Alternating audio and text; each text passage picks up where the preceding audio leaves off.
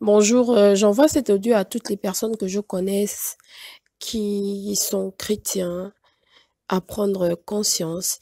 Il y a environ une semaine et demie, j'ai fait un songe et dans ce songe, le Seigneur me montrait l'état du monde où tout le monde vivait sa vie, faisait sa vie, où les gens ne n'attendaient pas le retour de Christ.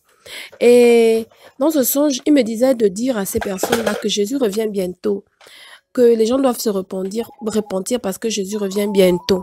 Et moi, qu'est-ce que je faisais? Je criais, je disais aux gens, repentez-vous, Jésus revient bientôt. Mais les gens se moquaient de moi, en fait. Et il m'a téléporté dans l'église. Et quand je suis revenue dans l'église, il m'a dit, qu'est-ce que tu remarques? Observe. Et je me rendais compte, en fait, que les gens que j'avais dit dehors, que Jésus revient bientôt, il n'y avait pas de différence avec les gens de l'église, en fait. L'église et les gens de dehors n'avaient pas suffisamment de différence parce que chacun vivait sa vie, en fait.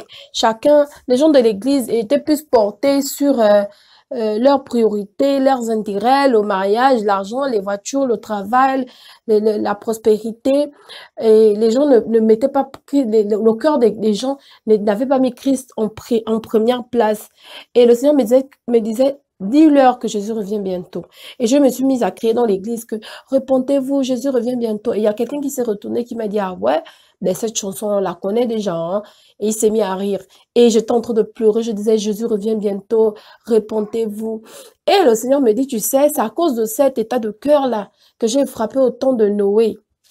Et là, je disais aux gens, Jésus revient bientôt, repentez-vous. Les gens de l'église, hein. Ils me disaient, dis-leur, ne te fatigue pas. Et je leur disais. Et le Seigneur m'a dit, regarde dans les cieux. Quand je regardais dans les cieux, j'ai vu le trône. Et j'ai vu Christ par le dos, à genoux, en train d'intercéder. Il ne faisait qu'intercéder, intercéder. Et moi, tellement je le voyais, il intercédait, je me disais, oh Seigneur, j'espère qu'il ne va pas se fatiguer, bien que Dieu ne se fatigue pas. Je dis au Saint-Esprit, Saint-Esprit, donne-lui encore plus de force. Donne-lui encore plus de force pour qu'il continue d'intercéder. Et je disais, Seigneur, ta compassion pour nous, ta compassion. Et le Seigneur disait, c'est à cause de ça que j'ai frappé. Les gens n'ont plus d'intérêt pour moi. Et donc, moi, aujourd'hui, vraiment, par ce songe-là, ça fait environ une semaine et demie, j'ai fait ce songe.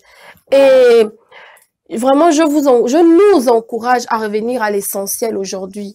Aujourd'hui, nous connaissons tous ce message de prospérité où si tu payes ta dîme, Dieu va multiplier tes finances. Si tu vas dans tel ministère ou tel ministère, là-bas c'est le ministère de la guérison, là-bas c'est le ministère de la prospérité, là-bas c'est le ministère des mariages, là-bas. Le Seigneur aujourd'hui est irrité à cause de ces situations-là. Et le Seigneur veut qu'on remette au centre Christ Jésus. C'est Christ qui est mort pour nous. C'est Jésus qui a donné sa vie pour nous. C'est Jésus qui s'est sacrifié pour nous. Aujourd'hui, le Seigneur veut que nous retournons au message de la croix, le message de la repentance. Il veut que nous retournons aujourd'hui au message de la croix. Donc, je m'adresse à tous les chrétiens, ceux-là qui sont spirituellement déjà affermés, qui connaissent c'est quoi le message de la croix, qui ont vécu le message de la croix dans leur vie. Évangéliser, encourager, exhorter, édifier les plus petits qui ne sont pas encore affermis dans la foi à comprendre c'est quoi le message de la foi. Parce qu'un enfant se nourrit que de ce qu'on lui donne. Si on lui donne que le message de prospérité, tu seras béni, béni, béni. Quand il naît dans ça, il ne donne que ça. Donc, véritablement, Jésus revient vraiment bientôt. Revoyons nos vies.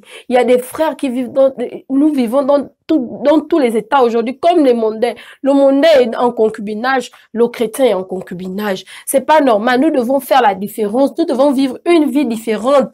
Et Jésus, le Seigneur nous voit. Il prend soin de regarder toutes ces choses-là. Tellement la Bible dit que non, le Seigneur est lent dans sa colère, que ne menons pas le Seigneur à être en colère afin qu'il frappe. Revenons au message de l'évangile. Revenons au message de la croix. Arrêtons de nous confier aux hommes comme si ces hommes-là, ce sont eux qui sont allés sur la croix pour nous. Mais abandonnons-nous totalement à Christ. Laissons le Seigneur transformer nos vies. Là, les gens sont en train de courir, c'est la fin de l'année. Oh oui, Seigneur, je vais voir 2019. 2019, c'est l'année de prospérité. Arrêtons ça. 2019 doit être l'année où on rencontre véritablement Christ, où on tombe amoureux véritablement de Christ, où on désirons passionnément, véritablement de Christ, où tout ce qui est important, où tous les intérêts de notre vie, maintenant, on les met à côté et on met Christ au centre véritablement afin que Christ dirige notre vie. 2019 ne doit pas être une année où on attend toujours, on attend. Celles qui attendent le mariage, ceux qui attendent le travail, ceux qui attendent... Non, 2019 doit être une vie véritablement où c'est Jésus qui règne dans ta vie. Et si par Jésus, en régnant dans ta vie, si t'apportes le mariage, gloire à Dieu. Si t'apportes le travail, gloire à Dieu. Mais pas autre chose que Jésus-Christ, que 2019, véritablement, nous soyons des bons et fidèles serviteurs, que 2019, véritablement, nous soyons ceux-là qui adorent, qui aiment, qui sont passionnés, qui cherchent le Seigneur en esprit et en vérité.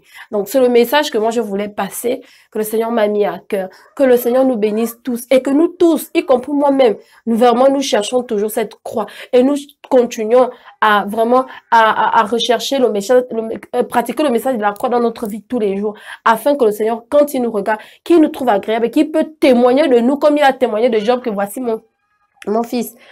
Donc, véritablement, revoyons nos vies, parce que Jésus revient bientôt, véritablement. Jésus revient. Nous n'allons pas rater le ciel à cause du mariage, parce que le mariage est en priorité dans notre vie. Nous n'allons pas rater le ciel à cause du travail, parce que le travail est en priorité dans notre vie. Nous n'allons pas rater le ciel à cause de la prospérité, parce que la prospérité. Nous n'allons pas rater le ciel parce que je vais faire un enfant, parce que l'enfant est en priorité dans ma vie. Non, nous n'allons pas rater le ciel pour toutes ces choses. Toutes ces choses, ce n'est que du matériel. Toutes ces choses, ce n'est que la grâce.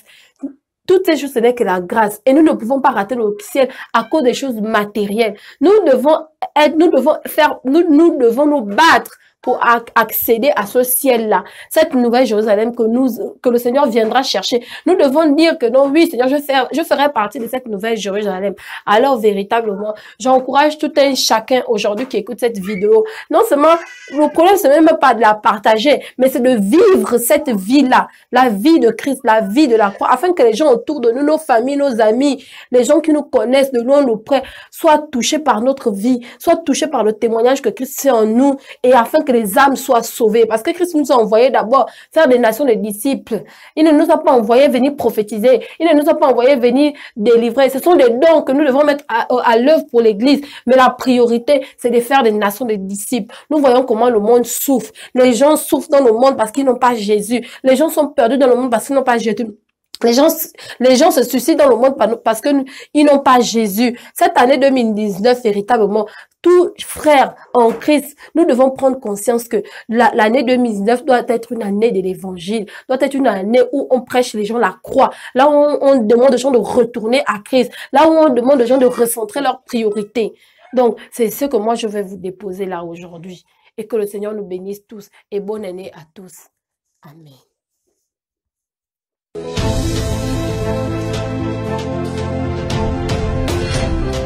Thank you.